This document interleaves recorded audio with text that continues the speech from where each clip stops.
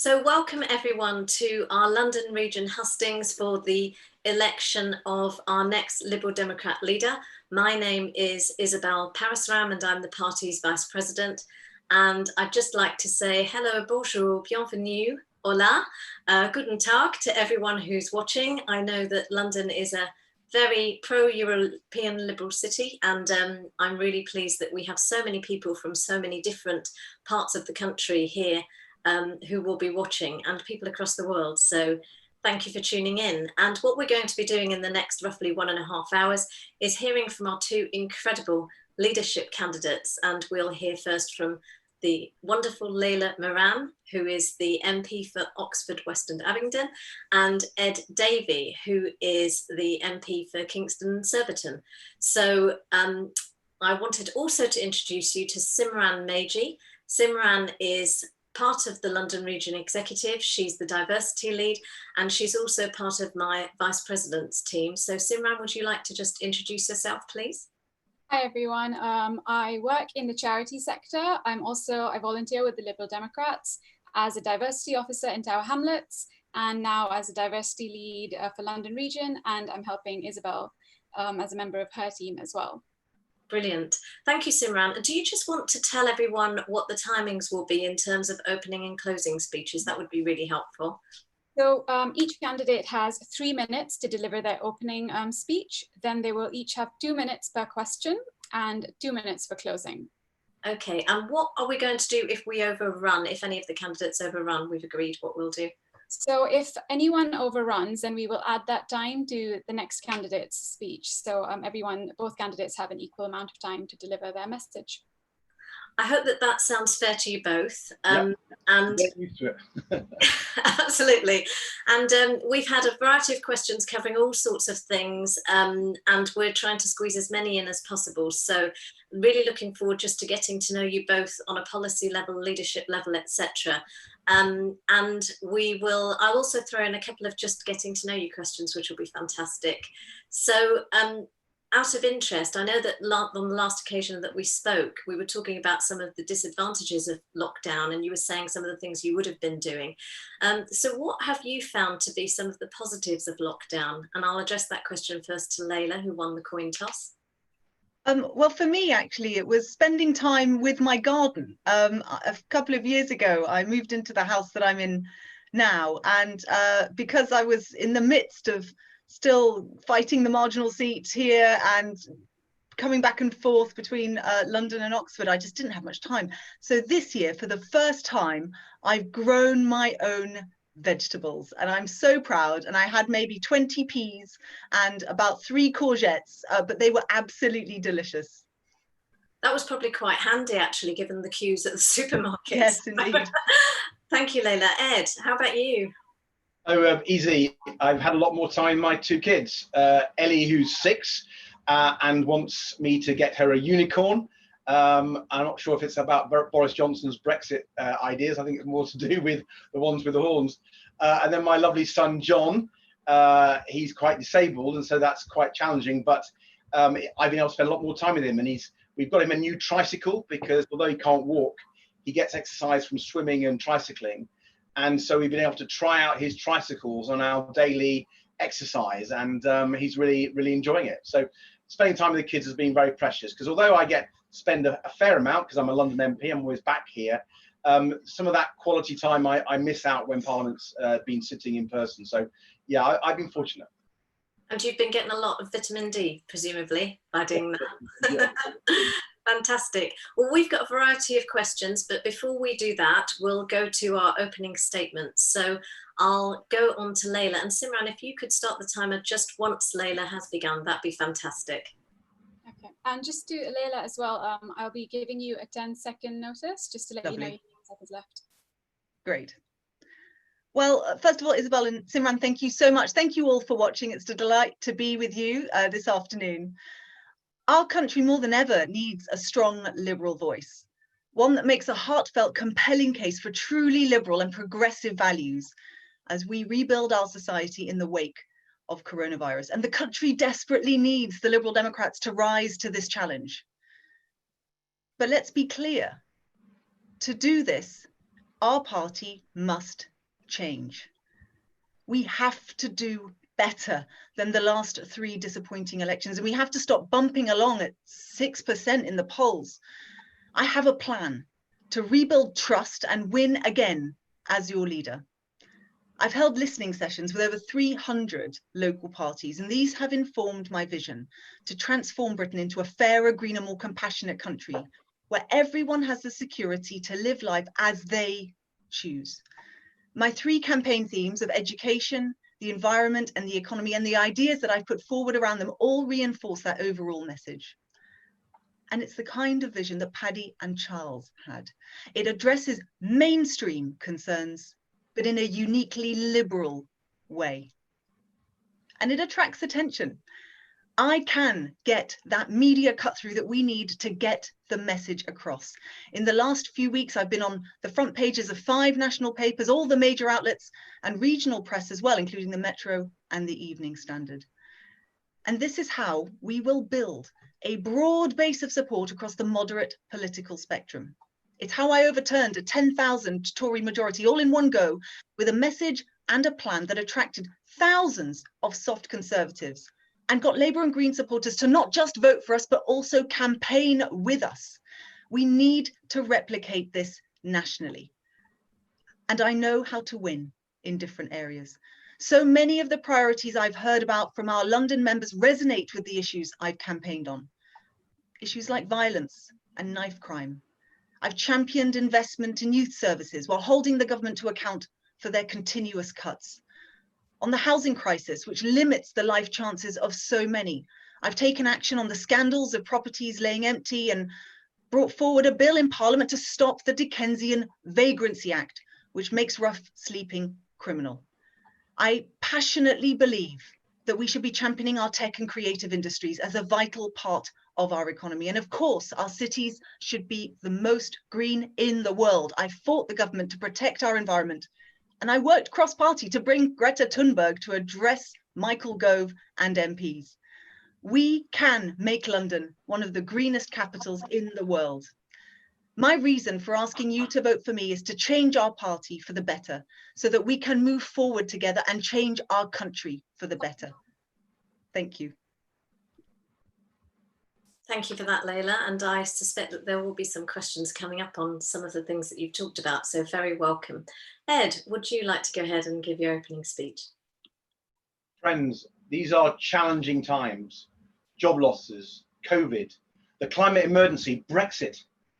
As leader, I have both vision and experience to meet those challenges. Take the economy and climate. For too long, they've been separate. We need a radically new approach.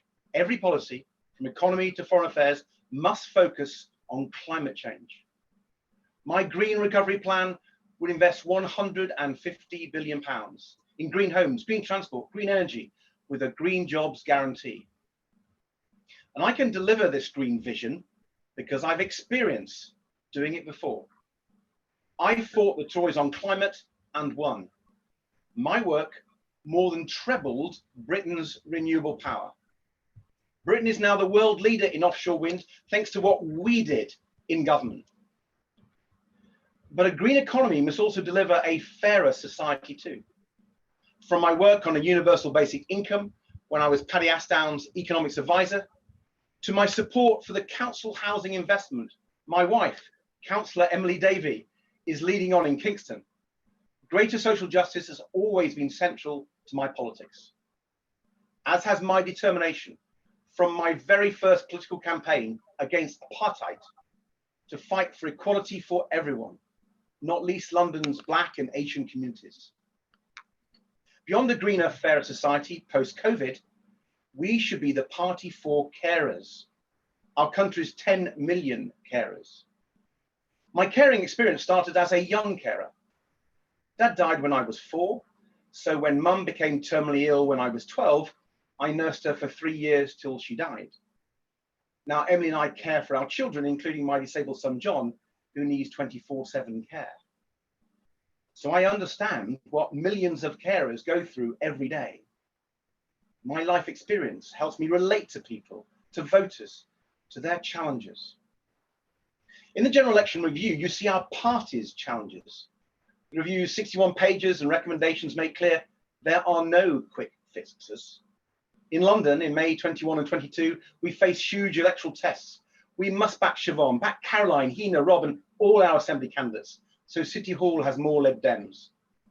And the best way to do that is for every London local party to start now selecting candidates and developing campaigns for the borough elections. To win seats across London, we must address the election review's sharpest criticism, that people don't know what the Liberal Democrats stand for. My vision begins to do that. A greener, fairer, more caring country. I do have 10 seconds. Can win. I'm an experienced campaigner. That's why many of our campaigners are backing me. They're backing my vision and experience to win. Thank you. Thank you very much for that, Ed. And again, you've already touched on some of the subjects that will be coming up. So you are both very much on the pulse. So you can take a few seconds of a breather while I explain to everyone how the questions will work. So we've had questions sent in by people who are from the London region and possibly others. Anyone who's a member was able to submit questions. And what I'm going to do is, because we're on YouTube, I will be reading out the questions. So apologies if I break eye contact with you, but what I'm doing is looking at the questions and not at my phone or texting or something like that. And I'm going to name just the first name of the person who submitted the question, just for safeguarding reasons. And apologies in advance if your question sounds slightly different to that which was submitted. I will paraphrase just to make it simpler to deliver, because I want to give as much time to the candidates to answer as possible. And a big thank you in advance to everyone who sent a question in. It really does help to shape the context of this whole hustings and give us a flavour of what you really want, which is what the candidates want to know. So I will begin now with the first question, and that is a question from Anne, and it's on your political philosophy. So the question is, how would you address the electoral challenges of the Labour-facing and Conservative-facing local parties in London? So that question again, how would you address the electoral challenges of the Labour-facing and Conservative-facing local parties in London? And I will start with Ed. Well, first of all, we've got to tell people what we stand for. Forget the others. That's why I keep coming back to a greener economy, a fairer society, a more caring country. So when people are looking at us, they know what we stand for. And it's a positive vote for the liberal values and our liberal philosophy. But clearly, you'll have different tactics in different parts of your own borough and parts of London, depending on who the battleground is with. Here in Kingston, it's mostly against the Conservatives, and we're pointing out their awful record when they ran the council. We're pointing out their awful record now they're running the country. And we're campaigning on a whole range of issues, whether it's our pro-European ideals, whether it's investment in public services, whether it's our green agenda. Against Labour, obviously, it may be a little bit more challenging, but we've still got to fight Labour. I'm very committed to working with London parties where Labour is the main opponent. Actually, we have Labour in one or two wards here. My wife took a seat off the Labour Party. We took all 3 seats, actually, in 2018. And Labour regarded it as their ward, but they're not there anymore because the Liberal Democrats beat them.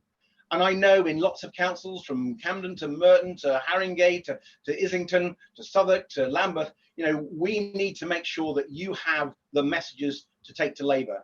Fighting on the local record about their incompetent councils, fighting against MPs when they're not very good, and getting over the fact that we can represent people better. So I have no problem in our party campaigning against both our opponents, but I start with what we stand for, being proud of our green, fairer, more caring approach. Thank you for that, Ed. And in fact, you answered one of the questions that I wanted to ask you following your opening speech, so I appreciate that. Leila, would you like to tell us how we deal with the Conservatives and Labour, please? Well, first of all, it's worth saying, I mean, London is one of the most liberal cities in the world. This should be a stomping ground for us where we are able to show people who we are. And we have to start with that positive, bold, liberal message that is going to get noticed. And I think that noticing is so important, because otherwise we risk being drowned out. And as we've seen from, you know, the heady heights of the European elections, where we were talking about, you know, what could be in the upcoming mayorals, and then if you look at where we are now, we're facing real threat from the Greens. Actually, it's clear that that liberal message is just not getting the cut through that we need. So what's at the core of mine? Well, those bread and butter issues that really resonate everywhere, education, the environment, and the economy, are so important. As part of that, you know, the education means giving everyone an equal chance. It also means talking about public services. I think people in London can see those huge inequalities in society that exist are the ones that I'm committed to tackling. The environment, I mean, people in London just absolutely get it, but they also get the urgency. And what I've been saying is that we should be going not just carbon neutral as a country, but we should be aiming for carbon negative. Why I say that is because actually it's the framing of our brilliant policies that I think needs to change to get that distinctive message across. But finally, I think the bit that's really distinctive about what I'm saying is on the economy. It's recognizing that for far too many people, you know, we've got a gig economy. They don't feel that they are getting the most out of society. Their mental health is suffering. And if we change the way that we approach our economy, if we change what we really value to be not just growth, then that could have a revolutionary effect on our country. So it would mean investing in people, not just bricks and mortar. It would mean making sure that we thought about decisions in the medium and long term. That would mean more investment in youth services, which in turn would help with some of the biggest intractable issues that we're facing in places like London. But in terms of the Labour-Tory dynamic, I'll just point you here to Oxford, West and Abingdon. What I did here is I actually got the Greens to step aside for me. It's an organic campaigning force that we've created. We had Labour members out campaigning with us to overturn that massive Tory majority that made the seat marginal in 2017. But we have to keep campaigning on stuff that moderate Conservative voters really care about. And that's why we have to continue to push being friendly to business and to show them that we care deeply about the same issues that they do. By creating that mass of voters from across the moderate political spectrum, that's how we're going to win against the Tories, primarily in the next Westminster elections in 2024. But make no mistake, I've got one eye on 2029, and we cannot let one happen without recognizing that there's another election after that that we should be shooting for too. Thank you, Leila. Simran, did you want to say something? I need to add 1 minute, 7 seconds onto Ed's time because Leila overshot a bit. Okay, so Leila, as you've raised the issue of education, I'd like to ask you both a question about that. And that question has come in from Dominic. And he has said, Ed and Leila, you've both talked about reform and funding needed for early years, but inequality in the education system continues throughout all age groups. I beg to differ with him on that, actually, because I have heard you both talking about education across all ages. So, but anyway, what he says is, what would you do to combat this? So that question will go to Leila, please. Thank you. Well, this is my thing. I was a teacher before I was an MP for well over 10 years. I then joined a social enterprise here in Oxford that helped students. And as part of that journey into politics, it was actually by studying the inequalities in our education system that really got me angry. And that made me want to be an MP. And I'm a Lib Dem because we've always had the best policies in this. And I was so proud in 2012 to stand up on that conference stage talking about the pupil premium and what a difference it had made. But we also have to recognize that the education system itself, and actually partly due to changes that Michael Gove and Cummings, of all people, were involved in making in that time, the curriculum has become increasingly narrow. And what I want is an education system that makes all children world ready, not just exam ready, that's brilliantly funded, where you then break down the barriers, where you recognize that schools are actually the melting pot of communities. And the best thing that you can do is encourage a school to thrive by asking them to really focus in on that individual child and their talents. And that's why I've been pushing for changes to the curriculum to make it broader, why I believe that arts and music and sport should be a huge part of schools. And it shouldn't be just this narrow definition of what's good and bad. Actually, this needs to now carry on into early adulthood, and actually throughout adulthood as well. And the other policy that I'm really proud to have helped develop, and actually Vince started this with a commission, but now with coronavirus, it's ever more important, is lifelong learning. We really need to make sure that at this critical time in our nation's future, you know, this 1 in 300-year economic event that we're about to come into, that we don't forget that that inequality can last a lifetime. And I'm particularly worried for young people, the 16 to 24-year-olds who are going to be hardest hit by this recession. So let's have a really holistic approach to education, starting with early years, of course, but recognizing that it does permeate throughout the whole of society. And if you can nurture the child, then the best thing that you can do is to nurture the village. Brilliant, thank you. Simran, I think it's a little bit difficult to hear you, so maybe you can wave as well. I can't hear at all. Yeah. No, so apologies for that. I think that's what's that's a slight technical issue. Thank you for that. Ed, if you would like to answer the same question, please. It's all about how we address inequality through education through the ages. One of the reasons I'm passionate about education and have linked it to social justice is for Liberals, investing in every child, every young person, every adult is part of our philosophy. It's the way we help everyone get the best for themselves, tear down the barriers, and particularly investing in our children and young people. And Dominic, while I agree with you, we've got to invest across the piece. The reason I've been focusing on early years is because all the evidence shows that the more you invest in that area, which has not been as well invested at in the past, the more likely you are to have better life outcomes. And it's the one area where the evidence is just overwhelming. So I make no apologies for making a big play on early years. I've been the economics advisor to the party in the past, and I helped develop the policy of a penny on income tax for education back in 1990. It was our most successful and popular policy in 92, 97, and 2001, and it really cut through. And it's those sorts of policies which show that we're a progressive party. We're prepared to ask people for higher taxes if we need it for our public services, which I think is critical for us. And we need to have imaginative ideas. I helped develop the pupil premium. Nick Clegg actually wrote about it first. When I became education spokesperson, I worked it up and handed over to people like Sarah Tether and David Laws, who then took it forward and it was implemented. And that sort of liberal idea has helped children, not just in early years, but through primary and secondary. It's made a massive difference. It's really closing the gaps, the attainment gaps. And I see it in a school where I'm a governor.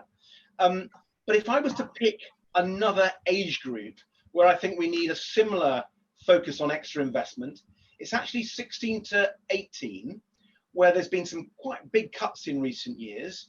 And I'd also particularly focus on the FE sector. Because if you look at where children and young people who've missed out and not done as well, you really need to make sure that you're focusing the money on those areas. And FE in 16 to 18 is often a key area. I'd also actually like to do some for adult education, because adult education can often be the one chance someone has to go again. Just near to my house, there's a wonderful college which is for women only, and it helps women who've missed out on their first chance in education. And I learned from going to visit that Hillcroft College how important that extra chance can be. So yes, early years, yes, more money, yes, innovative policies like the pupil premium, and then also what about FE? So apprenticeships and crafts and technical skills can be properly rewarded, and we can give people those chances. I couldn't be more passionate about it. Ed, can I quickly ask you about your 16 to 18-year-old policy? What would that be? You've touched on it very lightly, but no detail. Yeah, if you look at secondary schools, sixth form colleges at FEs, the amount they've had per student in recent years hasn't increased in the way it has in other parts of the education system, particularly secondary and primary. And if you talk to head teachers in my constituency, you've talked to college principals, it's one of the things they always bring out. So I really think we need to tackle that. And I'm pretty sure it's our policy, but if you want to know my emphasis, what I stressed, Dominic wants us to know that's where I'd put some extra cash early days. Okay, Leila, you were nodding your head vigorously at that. What were you going to say? Oh no, just it is our party's policy. It was in our last manifesto, and it was a big part of the huge funding package that we put forward for schools, recognizing that actually we needed to go back to not just 2015 levels, but actually start matching 2010 levels of funding across the country, because if you don't fund schools properly, then how can they have the resourcing that they need to tackle the intricate problems that all those students have? And I've been recently talking to pupil referral units. You know, actually the focus that I've been having in London in particular is the issue around exclusions. And one of the things that they tell me is that what they find is that these children are often traumatized. You know, they don't have that early support around the family. Then they come into a school and the school just doesn't have enough resourcing to be able to give them that bespoke experience that they need. And it's when they go into some fantastic PRU units, I spoke to one in Sutton quite recently, that they get that support, and then you can turn lives around. So actually this funding is an investment in our country's future, and it's already, a lot of it's party policy already. Brilliant. I think what Dominic would, his message to you probably both would be that he felt that it wasn't just about money and investment, but there must be something more to it than that. So please do take that down in your notes for future reference. Now, both of you have talked about green issues and the green economy, and we have had a question in, and that has come from Julie. And the question is, and this will go to Ed, I think we're on Ed, aren't we? So the question is, London can truly pioneer a successful and cost-effective transition to a low-carbon, resource-efficient economy. It has many strengths that would help this process. What would you as a leader add to this drive? So I'll repeat the question again, while Simran, if you could add up the maths and give Ed an idea of how much time he's allowed to answer this question, because I think he's due a few seconds more. So the question is, London can truly pioneer a successful and cost-effective transition to a low-carbon, resource-efficient economy. It has many inherent strengths that will help this process. What can you as leader add to this drive? Ed. Well, first of all, I want to work with all the local parties across London and give us some ideas and debate some ideas that what work in their borough. In Kingston at the moment, my wife, I told you she's the housing portfolio holder, is regenerating an estate called the Cambridge Road Estate. It's our biggest social housing area. We're building more council houses. But one thing we're doing is we're going for zero carbon, both in the energy efficiency standards. We're also going to use, though, for heat. Heat that comes from the local sewage works, and we're going to have a water source heat pump, use that extra heat, take it out of the Hogsmill River and put it into people's homes. So renewable heat, cheaper and greener. So here's an example in Kingston that I know a lot about because my wife's working on it as a councillor, and it's the sort of thing we could talk about in other areas. The River Thames, for example, is a massive potential for renewable heat, which is completely untapped. So there's lots of local things we can do across London, working with local parties, which you can campaign on. And I'm really happy to come and help you on that. But there's another thing we can do in London, which is specific to London, and that's the City of London. Because if you look at where money is raised in London, where it goes to, a huge amount of fossil fuel industries internationally are funded on the London Stock Exchange, through the London finance companies and so on. And I want to make sure that doesn't happen. I want London to be the green financial capital of the world. I've written about this, I've debated about it, I've seen the former governor of the Bank of England, Mark Carney, tested my ideas, and it's really possible. It's quite radical. You might have heard me talk about decarbonising capitalism, sort of big idea. And it's that sort of radical approach to our banks, to our pension funds, to insurance companies, to our debt markets, to the stock exchange, where you can pass laws. And you can say, look, you're not going to be able to invest in these high carbon investments, which are killing our planet. We're not going to allow that. And, you know, it is tough. But you know what? There's a lot of people in the city who are beginning to wake up to it. And they need a political leader and a political party who understands it and gets it. It's why I'm chair of a new all-party parliamentary group on sustainable finance. And we're leading the work on this, talking to the Green Finance Institute and many others. And so I think in London, we've got a special place to play, a special role to play in the environment, in tackling climate change. Yes, at the local level, but also in the city. And I want to lead that for us. Thank you for that, Ed. We actually do have a question that I will throw in after Leila has finished about the City of London. So be prepared, both of you. Leila, what can you do to add as leader in terms of our fight for zero carbon? Well, as I say, I think actually we need to be aiming higher than that. It should be a carbon negative country. But in order to do that, we have to have that sense of urgency and push the government. I mean, bluntly, coronavirus is an opportunity. And it's going to look like a dress rehearsal compared to the climate emergency unless we get a grip. We've got 10 years to repair potentially irreparable damage to our planet. And the Tories just don't get it. So we have to make that case. And it starts by building that movement in London and elsewhere in the country, by recognizing that actually, if we are going to capture the hearts and minds of young people, this is often the topmost issue on their list.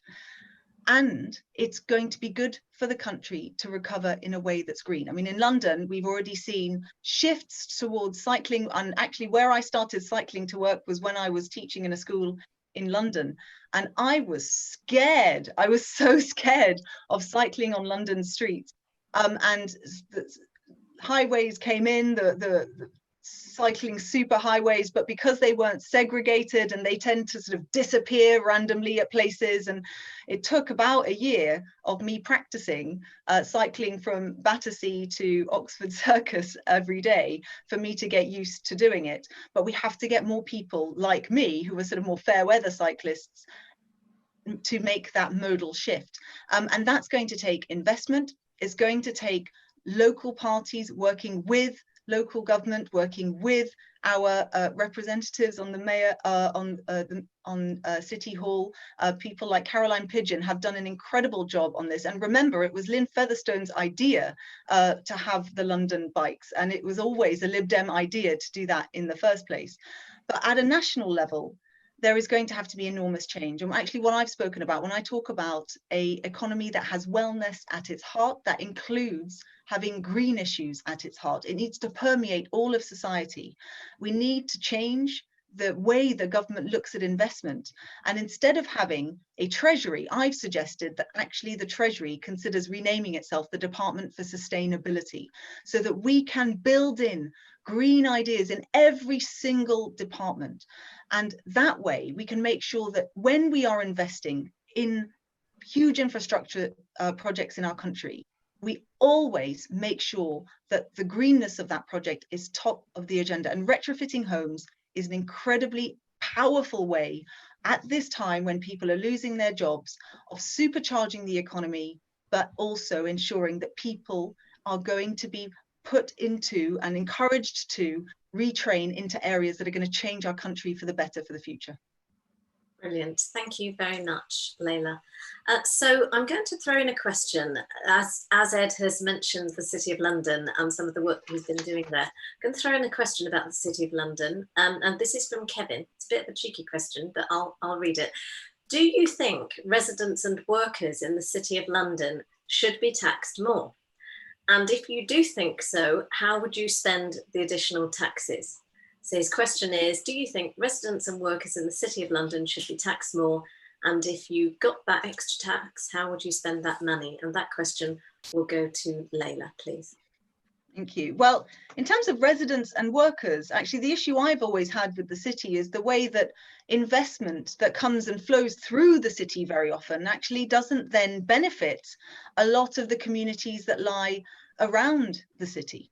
And what we know is that whilst the City of London sits there towering over some of the areas of London, you know, including places like Tower Hamlets, where we used to have an incredibly strong council base, and now that sadly has dwindled over time.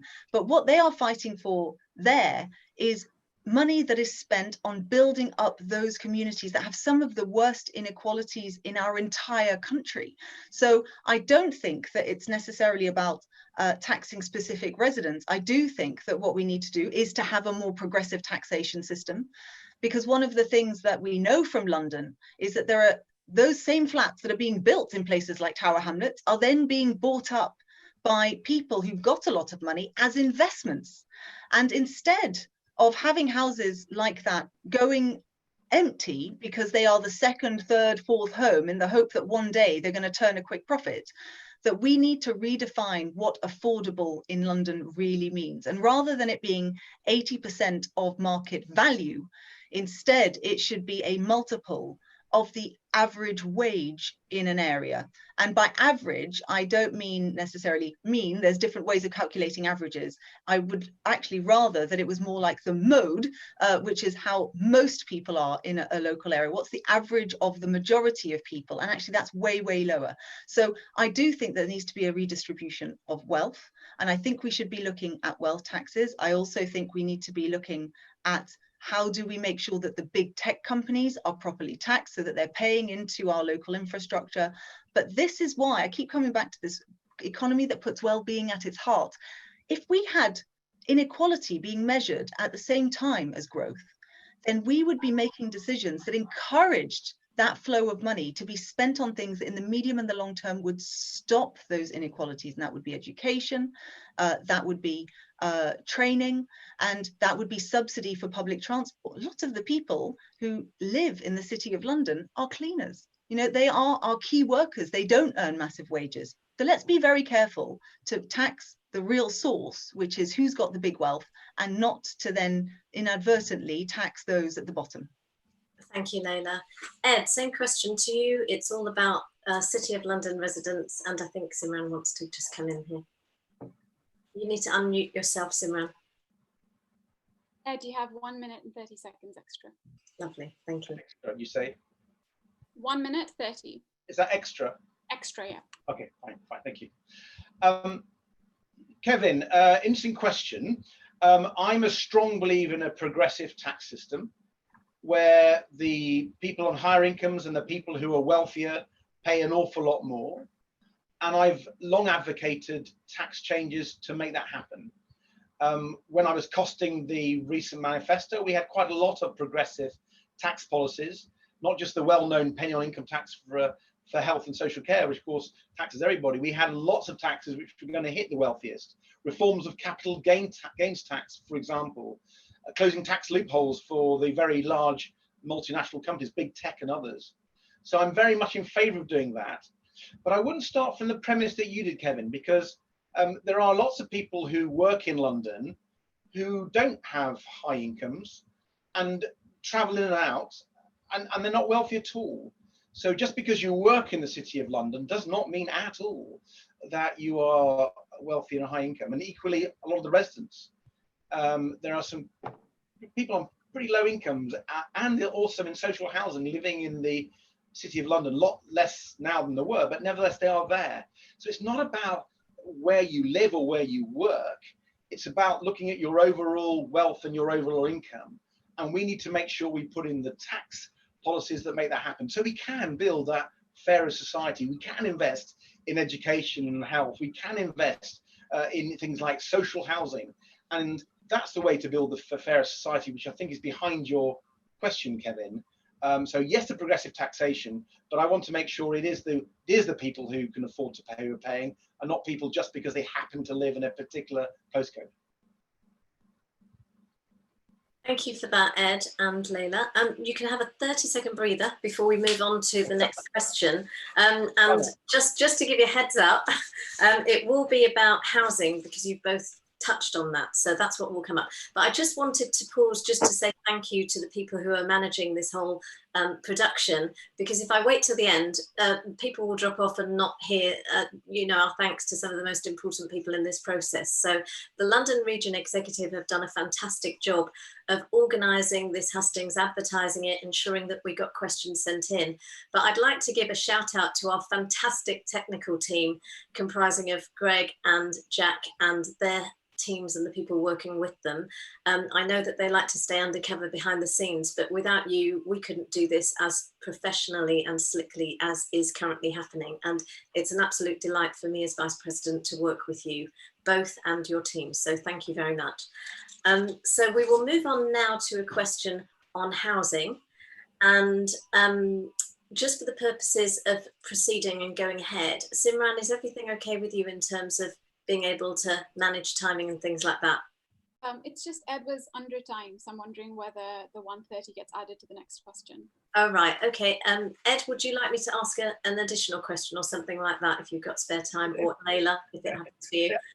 If you allow me a little bit of injury time occasionally, that's fine. Okay. All right. I think we'll go with the flow. It's actually lovely to see the way that both you, Ed, and Leila interact with each other and are so accommodating. It's wonderful that we as a political party can be so friendly and really collaborative, even in our leadership election campaigns. And I've seen that both on screen and off screen of both candidates. So I would like to flag that to those listening. So I'll go to the question now, and that question is on housing, and it's from Sandra. She says that she was an MP's caseworker for 20 years, and she feels that the problem with accessing affordable housing in London has partly arisen because of the loss of council housing through the Right to Buy scheme. What do you think of Sandra's assessment? So this is all about the Right to Buy scheme and the lack of affordable housing in London. And I believe that question goes to Ed, am I right? Sandra, thank you so much for that question. You're right. I've been doing constituency casework with wonderful people like you helping me and part of my team for 20 years. And housing has always been the biggest issue which I've been dealing with: homelessness, poor housing, unaffordable housing, young people in trouble, poor landlords, councils not fixing stuff. So all those many housing issues you'll be used to, Sandra, through your work. And it's made one of the reasons I'm so passionate about housing. In fact, I'm passionate about housing not least because I met my wife on a Liberal Democrat housing policy working group in 2003, which you might think makes me very sad. But Emily and I talk a lot about housing. She's a social housing lawyer. And actually, to your question, Sandra, about the right to buy, Emily actually lectures on right to buy law. And she's a bit of an expert on right to buy. And she completely agrees with you that the right to buy in parts of London in particular has lost us a lot of social housing, created part of our, I wouldn't say all of it, but a large part of our housing problem in London. And it's one of the things that she talks about is the fraud that goes on, and that councils just don't understand how they can stop the right to buy being operated in a fraudulent way. And she lectures council housing officers about the best way to do that. So let me give you an example. Sometimes the person who's living in the council house has no means of actually affording the purchase, but along comes someone who offers them money, and that's not fully checked by the council. The property is lost to the social housing sector in a fraudulent way. So we need to both change the law, but also clamp down on the existing law to stop that fraud. But above all, we need to build more council houses. And that is what Emily is doing. I'm sure many other Liberal Democrat councillors are very focused in on this. And one of the things that Emily is doing as she regenerates these housing estates and is building council houses, she's bringing in her expertise on the challenges of the right to buy. And she's finding different ways that would make it very difficult for homes when they're built, to be lost to us. So, for example, there are special protections on homes that are built that are designed for disabled people and that are more accessible, and they're more difficult to lose through the right to buy. Don't ask me, Emily knows all the details. But the point I'm making is, when we are thinking about providing more council housing, even if we're not in government and haven't changed the law, we can use various techniques. And I'm sure if you're out there in a London local party and you want to understand about some housing campaigns, both how to build more council houses and also how to campaign against corruption in the right to buy, and also how to reduce its impact, I'm sure Emily would be happy to come and give you some advice on Zoom, or maybe one day in person when this is all over. So big issue, Sandra. You're absolutely on the money. Thank you for asking. Emily might not thank you for that offer. I'd like to see her afterwards. Right, Leila, would you like to address the same question, please? I will. Well, first of all, can I just thank Sandra and other caseworkers who might be listening to this? People don't often know that they are the first port of call when our residents come to find us. And actually, I remember one of the first ever pieces of casework that I had in my office that actually made me cry, and I then met this lady, was and we've got very similar issues here in Oxford. It's one of the most unaffordable cities in the country in terms of the average house price as a proportion of average wage. And that has all sorts of implications, and the lack of affordable but also council housing is a big part of it. I'm really proud of the Vale of Whitehorse District Council. We took that council last year, and we're now looking at setting up a housing association ourselves to build more council homes so that we can borrow ourselves and build them. Because what we've noticed, and I believe the same as in London, you often find that developers will get out of their commitments by saying that there is special circumstances, we can't possibly make it work. And actually, we've seen this Tory government and their links in with these massive developers. The big scandal around Robert Gendrick that he rode out, but I'm sorry to say, is just indicative of the fact that the Tories have the wrong approach to this. They take a complete demand side approach to this. What they are trying to do is to get more and more people to be able to buy, but actually there's a problem with the supply side. Our own party's policy is to build 100,000 social homes a year, but shelter, which is of course at the forefront of fighting homelessness, says that we need, in order to tackle this, 155,000 social homes a year. And that's what I think we should be moving our party's policy to. In Parliament, I've had a relentless focus on homelessness. And of course, the vast majority of people who are homeless are hidden homeless. They're not necessarily just rough sleepers. That's to do with issues with renting, issues with affordable rent, not just owning. And all of these things would be solved if we could empower local government to be able to build more and to build more cheaply. Thank you very much for that, both Leila and Ed. Amazingly enough, we are running brilliantly to time. It might not feel like that to you both. You might be desperate for this to end, I don't know. But I think everybody watching is probably really enjoying this as much as I am. And I just wanted to throw in a question, because I've been so struck by the passion that you are both exhibiting. You've talked a lot about your experience as a child, Ed, and Leila. You've talked a bit, you often talk a lot about your experiences as a teacher, and I can see how much both of those life stories really drive you.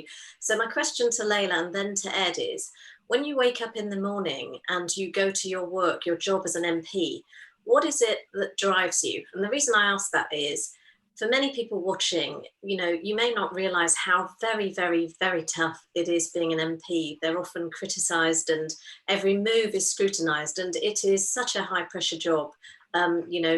Working all of that out in the eyes of the media, etc. So what is it that gives you the resilience to get up and do what you do, Leila?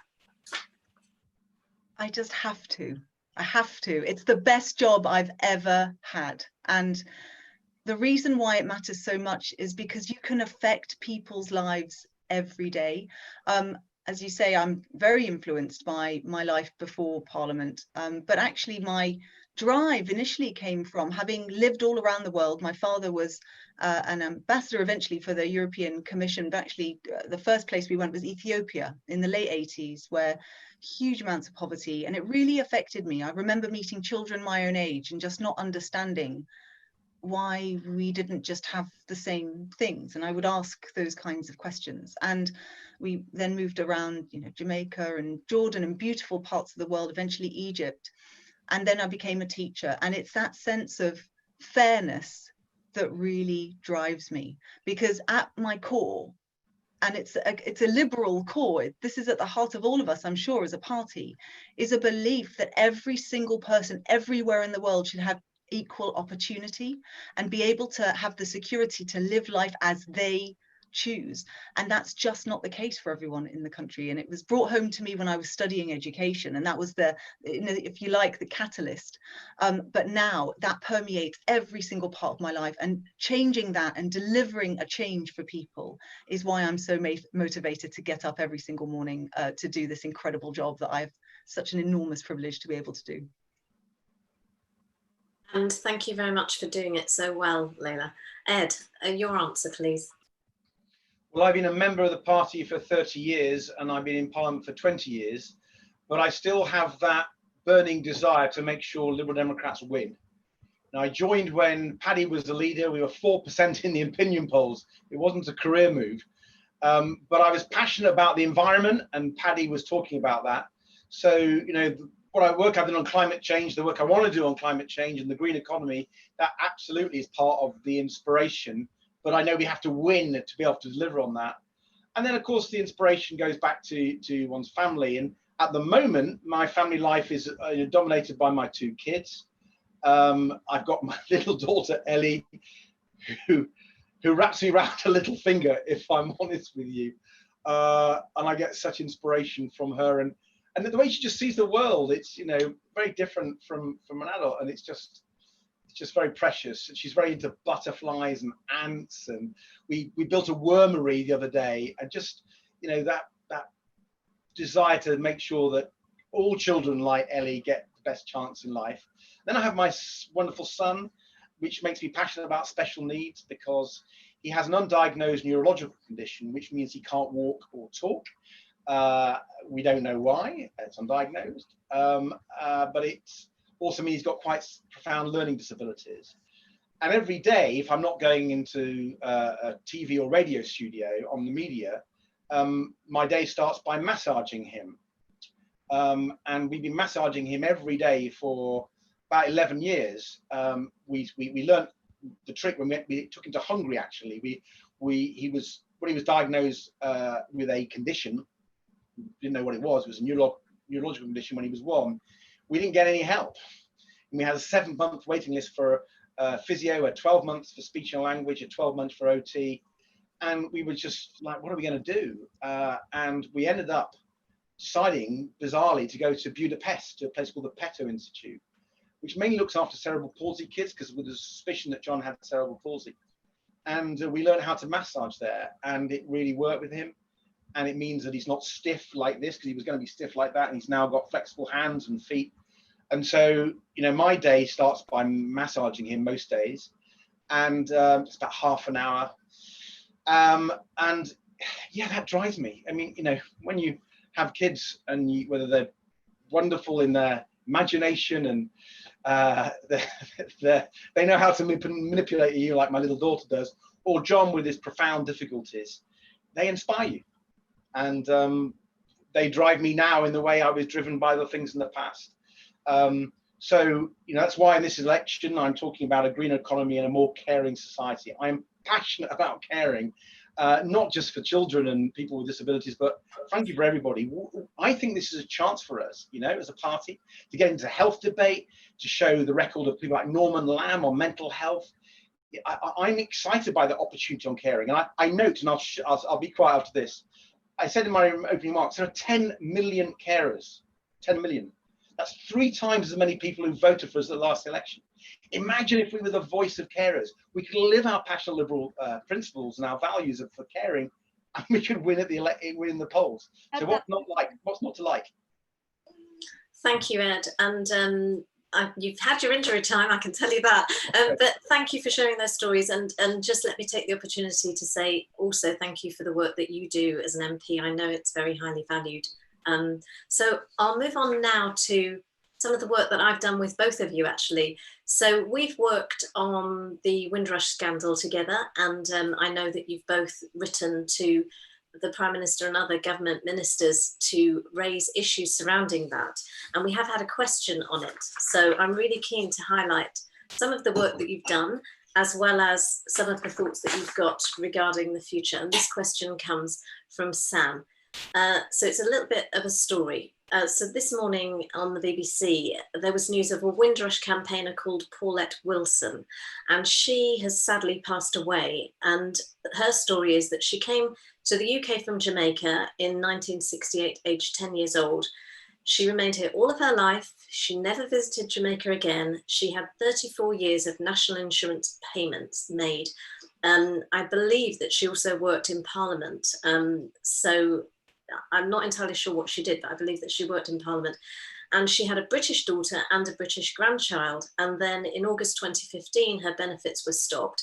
Then in October 2017, she was detained in Yarlswood. Quite unbelievable, given her seniority of years by that time. And she was held for a week before being released very traumatized as a result of that situation. And then later on, she was told that she could stay by the Home Office. And the question that comes to you, Ed, is do you believe that the Liberal Democrats acted swiftly and effectively enough on the Windrush scandal? And what would you do to change that going forward, if that's your belief? Well, as soon as we found out about it, we were part of a cross-party campaign in Parliament, and the government were forced to go for the inquiry. The real problem now, Sam, is that while that inquiry that was chaired by Martin Ford has come up with some extremely strong recommendations, I don't know if you've read it, but I was quite impressed by the work of that inquiry. The government have dragged their feet in implementing them, and that's not acceptable. And we've worked, Christian Jardine has been doing some really good work recently, working again cross-party, working with people like David Lammy, Labour front bench, others, even some Tory backbenchers, to demand that this is implemented.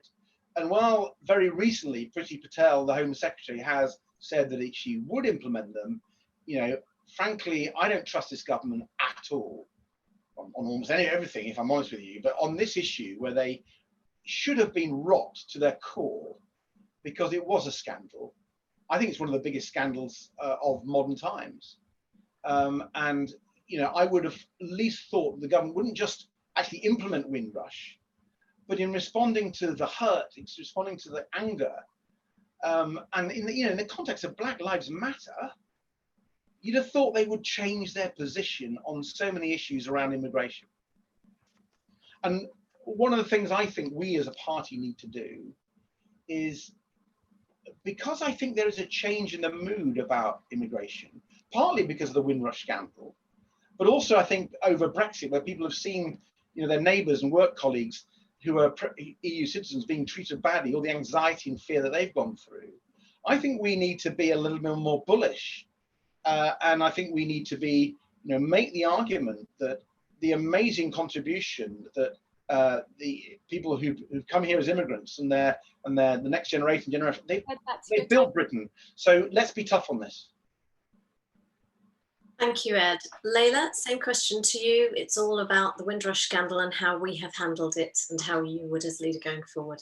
Yeah, thank you. Well, Sam, I have to say that story you told is so familiar to me, because I've had some of my own constituents come to me with this kind of story. And in fact, we had a immigration detention centre in Kidlington in my constituency. So I've worked really closely with a lot of different charities on those issues of detention and the trauma that causes to people who have done absolutely nothing wrong. And the thing that's scandalous about detention is that in this country, indefinite detention is allowed. It's almost worse than a prison sentence because there is no end in sight sometimes. And I'm delighted to say, after campaigning and making lots of representations and going on protests, we managed to close the one here in Kidlington just a couple of years ago. So I was pleased about that. But the issue more broadly is the hostile environment. You know, Windrush was one of a huge number of scandals that exist every single day in this xenophobic Home Office that has not been fit for purpose for many years. And in the last 5 years, it has gotten even worse.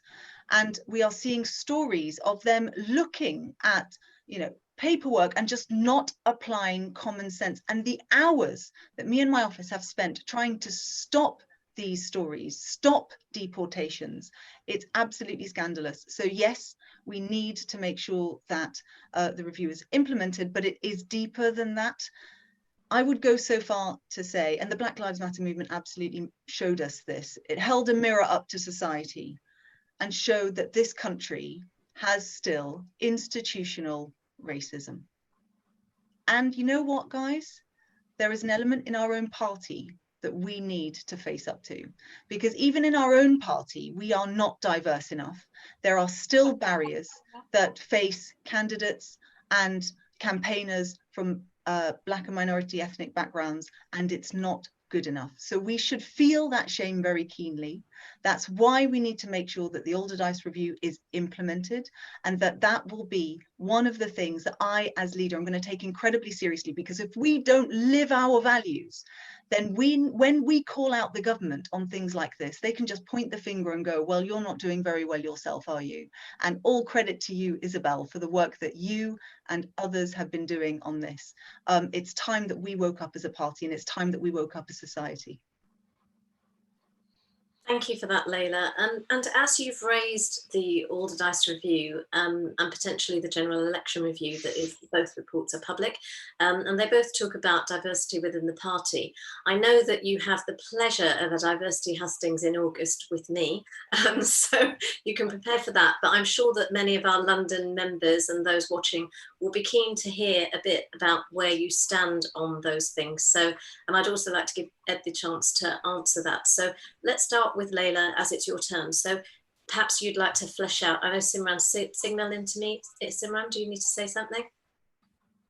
Yes, that was just, there's a little bit of time that I have to add on to Ed's. Yes, okay. All right, so when it comes to Ed, if you let him know how long he's got. So Leila, just dig a bit deeper into what you were saying about diversity within the party and how you would address that, please. Thank you. Well, I used to co-chair the Parliamentary Candidates Association, and when I did that, I would help and mentor candidates across the country. And I would often be at the end of a phone call where you had, for example, a new Black candidate who was going for a selection, who would hear things like, this part of the country just isn't ready for a Black MP. And that was one of the reasons that members were giving for why they just didn't want to select what was often actually brilliant candidates. And that was a few years ago.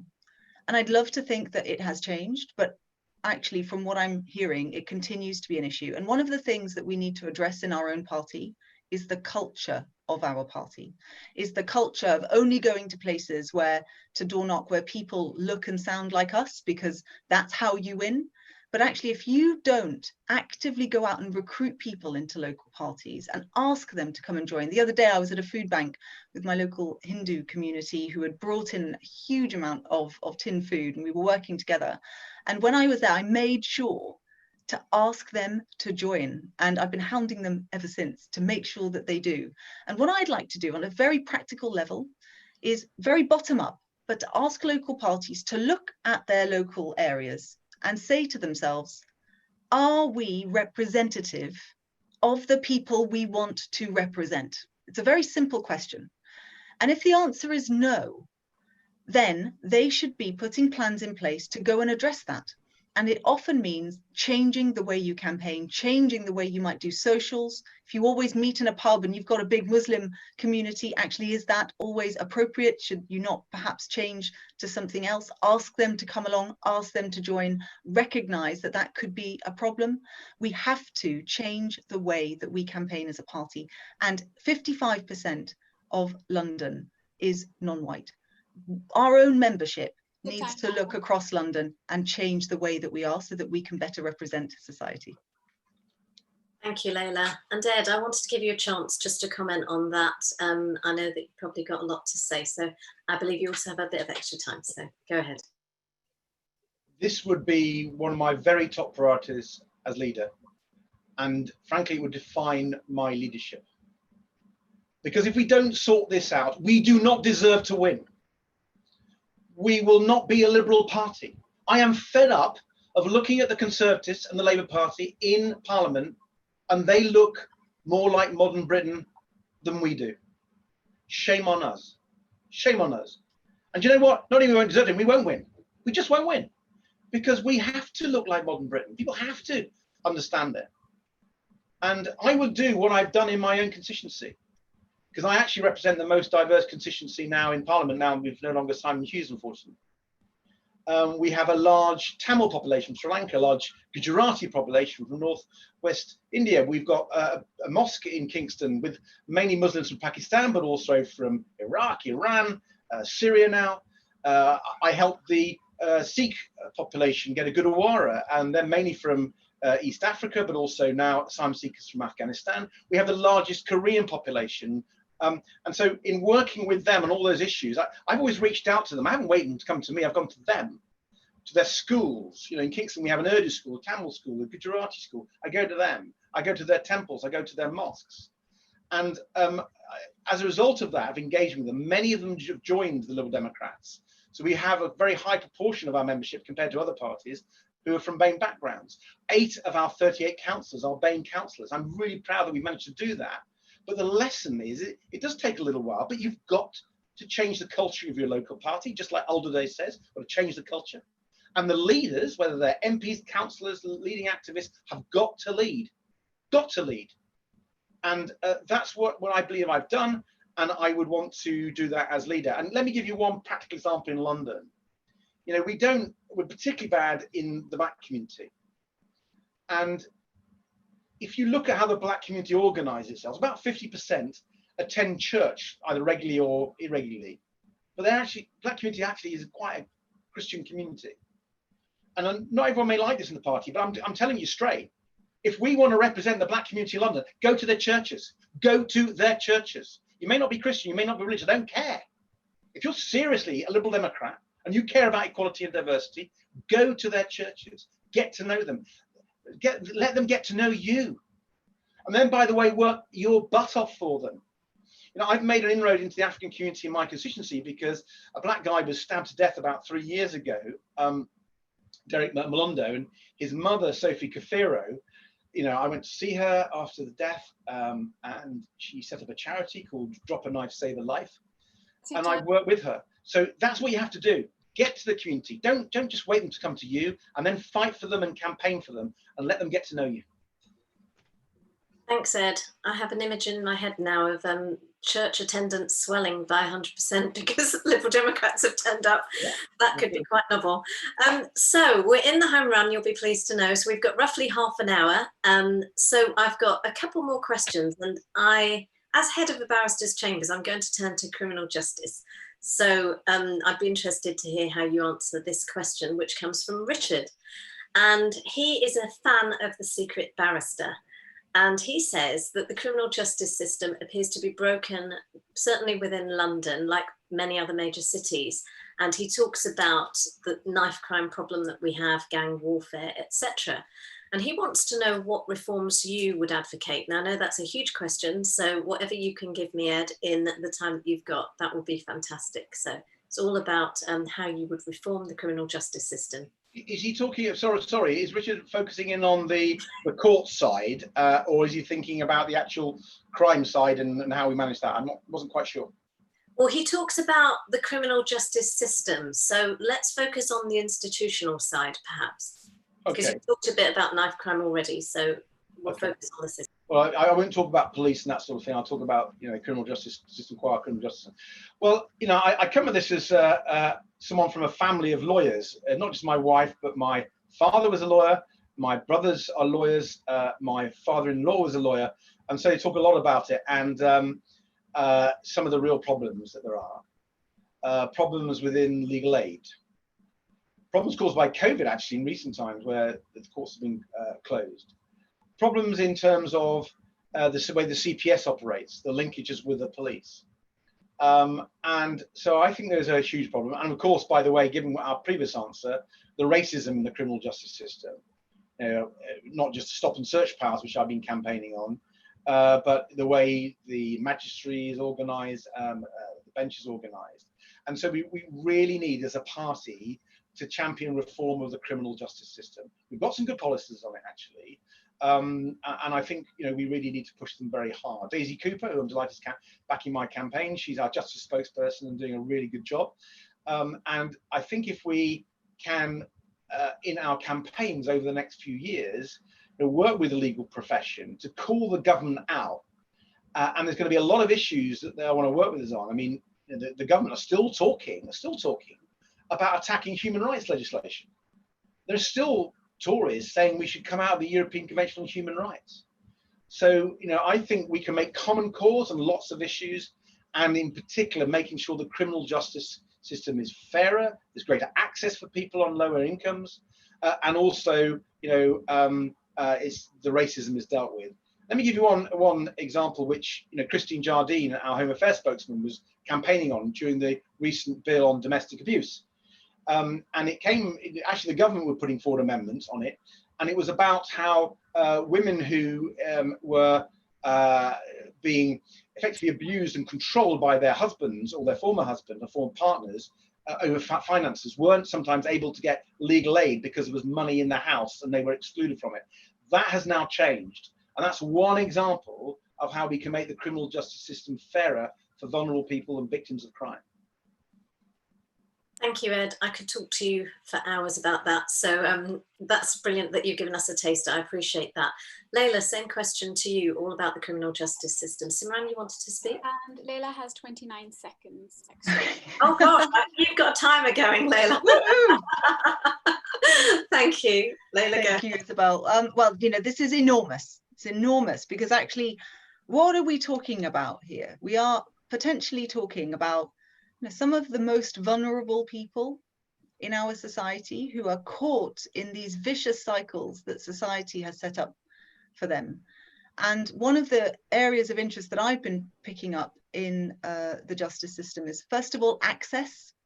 We currently have a bit of a two-tier system. If you can afford to access justice, because changes to legal aid meant that there just isn't the money in the system to properly fund it. We've got criminal barristers, some junior ones earning below minimum wage. You know, these are people who've spent years training up for this and they're leaving the profession. But also we've got huge numbers of people who have no recourse to public funds. And that's one of the areas that we've seen during lockdown. People who are here seeking asylum, whether they're waiting, we talked about Windrush, we've talked about people who are caught in the immigration system and aren't able to access justice themselves. So we need to fix this top to bottom, and it comes with a compassionate approach towards our criminal justice system, making sure that it's well funded, but also to look at the bigger issues around why people get there in the first place. And that's why I do believe it's time to reform drugs policy. You know, it's already party's policy to have a market for legalizing cannabis. Actually, I do think that's the right thing to do. You make it a public health issue, not a criminal justice issue. But you also have to look at the cuts to youth services. And this is an area I'm absolutely passionate about. I believe that no child should ever not be given that second chance. And over the last 10 years, so many of them have been cut, that support network that was there to champion those young people just isn't there anymore. So let's make sure that there's enough money going into youth services as well. That's why at the last election I made sure that there was £500 million to go into this area. I'm really, really passionate about it. It can change lives and change the future of our country if we get it right. Fantastic. Thank you, Leila. And again, I would love to explore those ideas further with you, because I can hear that they cut across education and other sectors. So thank you very much for that. So we've got our last substantive question, and just to explain to everyone who's watching, I'm going to ask this last question and then I will ask a couple of more personal questions, I think, just to get to know the candidates a bit better, and then we will move on to their closing speeches and then I will wrap up. So please stay till the end, as they say on YouTube. So the next question is really more about party strategy, I would say, and this comes from Callum and is addressed to Leila first. And it's very short and sweet. It's, where do you see the next 5 to 10% of the vote share in London coming from? So where do you see the next 5 to 10% of the vote share in London coming from? And that's addressed first to Leila, please. Well, this should be really fertile ground for us, because we had, over 20% in those European elections. We were in fact outpolled Labour. Let's not forget that happened. I remember in that time being stopped in the street by a gentleman as I was walking towards Westminster. I was the janitor actually at a local high-rise building.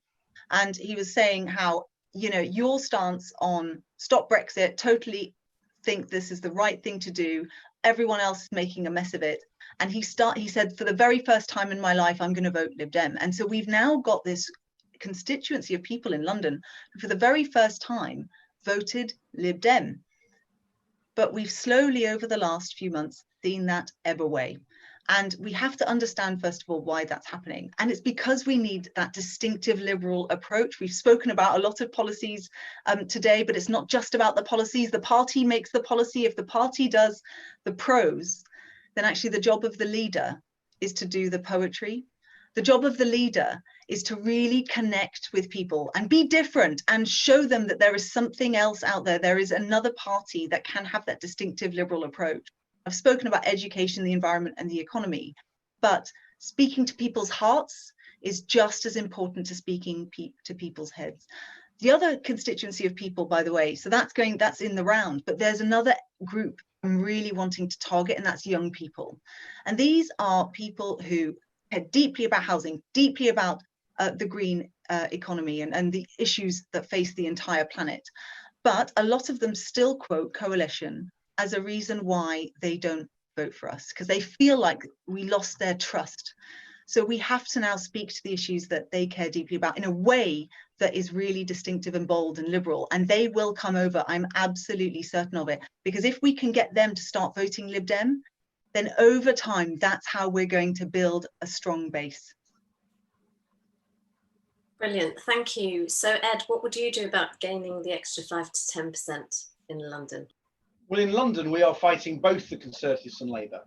If you look at the councils where we can make most progress, some are against the Tories, particularly in South West London, some against Labour, particularly in South London, South East London, and Central and North London. So we have got to have a strategy which enables both those battles to happen. And if you look at our parliamentary seats, we are second in 10, 6 to the Tories, 4 to Labour. So we really do need a strategy which can take votes from both the other parties. And my first part of that strategy, as I said earlier, would be to make people really clear about who we are, what we stand for. If you vote Liberal Democrat, that's what you're going to get. A greener economy, a fairer society, a more caring country. And the more we repeat those messages with real message discipline, not being tempted to go off every other place, discipline. So you get the message over so people really understand what we're about, then I think we will start making progress. I think we've got opportunities against Tories because of Johnson being so rubbish. I think Brexit will be a disaster that will, get people over. And because Tory voters don't have the Corbyn scare story anymore, and Starmer, they may not want to vote for him, but they might not fear him so much. I think we can take a lot more votes from the Tories, a lot more than people expect at the moment. I think we could actually sort of almost get a tsunami of votes from the Tories if we play this right. In Labour areas, I'm not going to pretend it's going to be easy. I think Starmer will attract some people, although in parts they'll be disappointed with him because he's more like Blair, and parts of London Labour Party he can't remember. They don't like the Blair part of the party. They're more momentum. So it'll be a complicated picture against Labour, would be my guess. But if we come with a social justice agenda, a caring agenda, I think we can win some people over. I actually want to target the black communities that we've been so poor on in the past. I want to see if we can go into those Labour heartlands and show them that we actually have policies to attract them. So, a campaign which focus on diverse communities, that focus on issues like housing and knife crime, I think we can win some of those Labour votes over. Remembering, by the way, there are some pretty poor Labour councils and some not so good Labour MPs in London, and we can identify them and we can win votes because they're not delivering for people. Thank you both. Thank you for setting that out, Ed. We appreciate that clarity. So for those watching, by the way, if you're tweeting about the events that are happening today and you want to quote on anything that Ed and Leila have said, I know that I've seen a lot of comments on social media, then the hashtag is LibDemHustings. So Lib Dem leadership, actually, Lib Dem leadership. So if you want to tweet, that would be a good way of doing it because it will then get to the top of the search engine or whatever, so that we can find what you're saying. So thank you very much for that, both of you. So I just wanted to move on now. We've got about 10 more minutes. So just wanted to ask a question of you both, and we'll start with Ed. Simran, do you want to say something? You're waving at me. Oh, no? Okay. So yes, I just wanted to ask a question of you both. Now, this is a very pressured situation that you're in, not just this hustings. I hope I've made it as pleasant as I can for you while still challenging.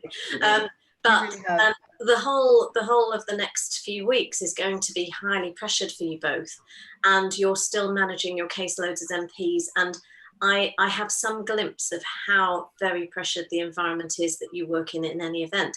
And I was just curious to ask what it is that you're doing to invest in your own well-being during this period of time, just to make sure that you stay balanced and you have a bit of a breather, and you can sort of start the day with the energy that you really need to be able to get through it. So Ed, would you like to share that with us, please? Actually, there is something I've been doing. It started sort of halfway into lockdown, and partly because I need to get a bit fitter. I've been doing Couch to 5K. I don't know if anyone's ever come across this app. It's an NHS app, and basically it's for people like me who weren't taking much exercise, and you go running. And start off in weeks 1 to 3 or 4. They're quite gentle with you. You do a bit of running and you stop and do a bit of running. Now I'm halfway through week 8, and you're having to run. Some of you won't think this is very much, but it was a lot to me a few weeks ago. I run this morning actually, 28 minutes non-stop. So quite out of breath by the end of it. And actually, I'm really enjoying it. I'm really enjoying it because normally my exercise is taking my kids swimming, and we've not been able to do that. And I said to Emily, look, I need to do a bit more exercise, and so Couch to 5K was something that her cousin had done, and so I'm now doing it, and I'm almost completed the course. And when I do, I'm going to keep running regularly because I'm really enjoying it. Wow, I'm sure a lot of people can relate to that. Actually, I have discovered the joys of exercise by video, and I often think if someone were to send a drone into my back garden at 6 a.m. in the morning, they would have quite an interesting sight. So that's where I do my exercise. So yes, I can relate to that. And Leila, I know that you like cycling, but you said it was fair weather. So just interested in what you do. It might be exercise, it might be other things, but let us know. Yeah, well, interestingly, coronavirus, I've also taken up something. I'd be curious to know, Ed, which voice do you use? Because when I did Couch to 5K, I always chose Sarah Millican because I just found her so hilarious. And she goes, go on, pet, you can do it. It was fantastic. It's the default one, I'm afraid. Is it Lucy? I can't remember. Yeah. So I did that for a while, but actually I'll confess I never got to the end, Ed, so well done. The thing that I've been doing is yoga, and yoga with Adrienne, for those who might have discovered her on YouTube or on Amazon Prime. That's what got me started into it, and actually it's been really grounding. But that well-being piece, thank you for asking, Isabel, because actually I think it's a really important thing that everyone needs to be doing more of, and I take a real pride actually in demonstrating to my team through blocking it out in my diary that this is my hour where I'm doing yoga.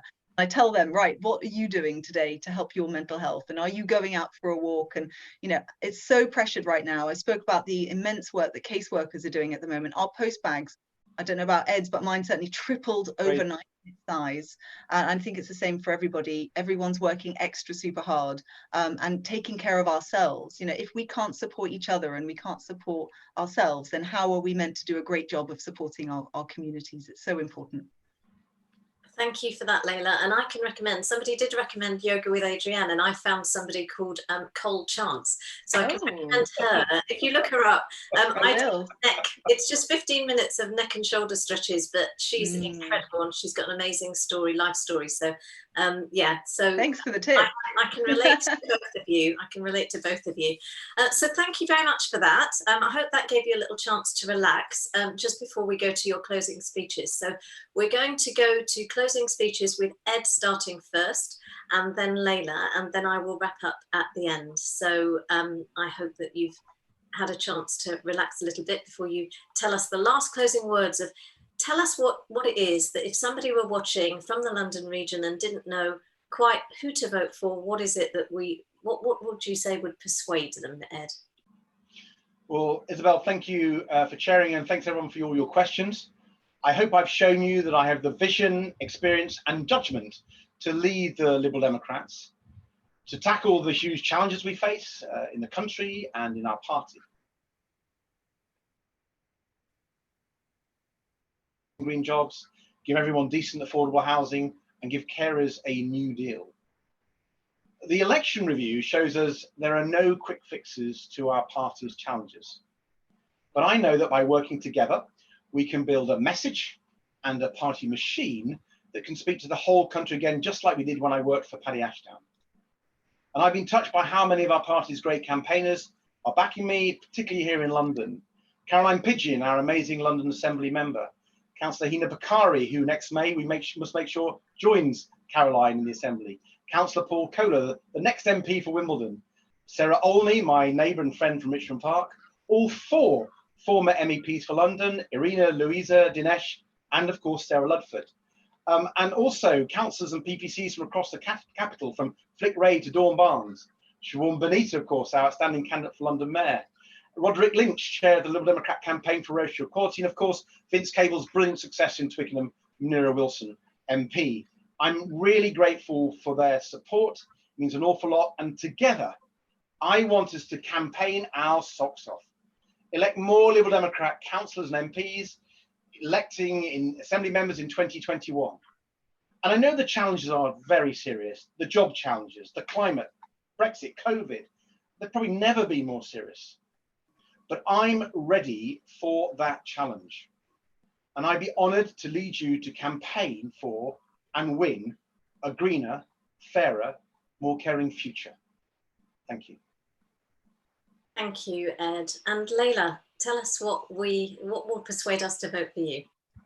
Well, again, if I could start just by offering my thanks to everybody for being here, and you especially, Isabel, for doing such a brilliant job of hosting us today. It has been really enjoyable. And well, I'll start by saying that, as Paddy used to say, the Liberal Democrats are at our best when we are fizzing with ideas. And that exactly is what I'm seeing from this hustings, but also all the listening sessions that I've been doing. I can feel that burning ambition for our party, and it's from the bottom up. And now more than ever, our country needs that bold, progressive, liberal vision. But the challenge to the party is that in order to deliver it, we have to rebuild. And we have to rebuild that trust and support. With the right strategy, the right message, and the right leader, I know that we can do better than single-figure polling. I know that we can rebuild our council base in both Conservative and Labour-facing areas and become a stronger political force. And electing me as leader sends that clear signal to voters that we've learned from our mistakes over the last decade, and that we as a party are ready to move forwards, that we are taking seriously the need for progressive change, and we're going to take on Boris Johnson and his horrendous Conservative government. We need to live our values of diversity and embody our own commitment to equality of opportunity. No matter who you are, no matter where you're from, the Liberal Democrats are on your side. And for too long, hardworking activists and campaigners have spent hours explaining the party's actions in coalition or the voting record of their leader. A vote for me is a vote to start campaigning again for a positive, progressive vision that our party's leader can broadcast credibly, to talk about liberal ideas like education, the environment, and the economy, as well as making the case for things like electoral reform, devolution of power, and digital rights. So please vote for me as leader of the party so that we can move forwards together. Thank you very much, Leila. And I know that you both can really, truly relax now, because I don't think you'll be saying anything more. But just a reminder, Lib Dem leadership is the hashtag. But we have had such a brilliant hour and a half talking through so many issues, covering education, we've covered housing, we've covered taxation, we've covered green issues, all sorts of incredible subjects. And I think that we've really been able to drill down into what our candidates really think. And what really mattered to me was getting an idea from both of you of what it is that drives you, what motivates you. I know that we will be absolutely spoilt for choice here, because we've got two such fantastic candidates. And that's why I was really keen to distinguish what it is that would make one person vote for you as opposed to Ed or Leila, and to help distinguish that. So I think that we've been able to see that. But regardless of who we end up having as leader, I know that either of you would absolutely be brilliant in the role. I just wanted to say to those who want to find out more about you that it would be a good idea to have a look at all of your social medias, Twitter, Instagram, all of those, Facebook, etc., just to see, you know, some of the videos that you've uploaded and things like that. I found that certainly quite helpful to get an idea of literally 1-minute clips of where you stand on certain policies. So that has been really helpful. And I just wanted to say a quick thank you to Simran. Simran, do you want to say anything briefly? You've been doing a really good job of sign language. I'm just reading through the YouTube comments, and you've made it really hard for the members. Like, every comment is just, the quality of the debate was exceptional, really hard, can't decide. So I think at least we're really proud to have two very good candidates against each other. Thank you very much. Thank you for keeping us to time, Simran. That is actually the harder job, I have to say. But that is a very tough job. So anybody who's still undecided, I would suggest that you attend more hustings. Please keep sending in your brilliant questions, and apologies to those who I could not ask questions of.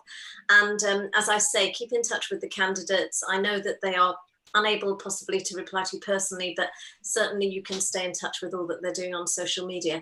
And I'd like to say a repeat thank you to the London region and to all of the technical team who have been managing this. But I'd like to finally end by saying thank you, a huge thank you to the candidates. I think sometimes we can take for granted the number of hours that candidates and our MPs put into the work that they do. And, you know, it's unlike any other job, I think, where you almost sell your soul, and there's not a private moment, it seems. So I appreciate you taking Saturday to be with us and to really give us the opportunity to get to know you better. Ed, I don't know if I can forgive you for talking about a wormery on YouTube. If my children are watching, I have 4 young children, and I'm hoping that I do not get that request. I don't want any more animals in my house.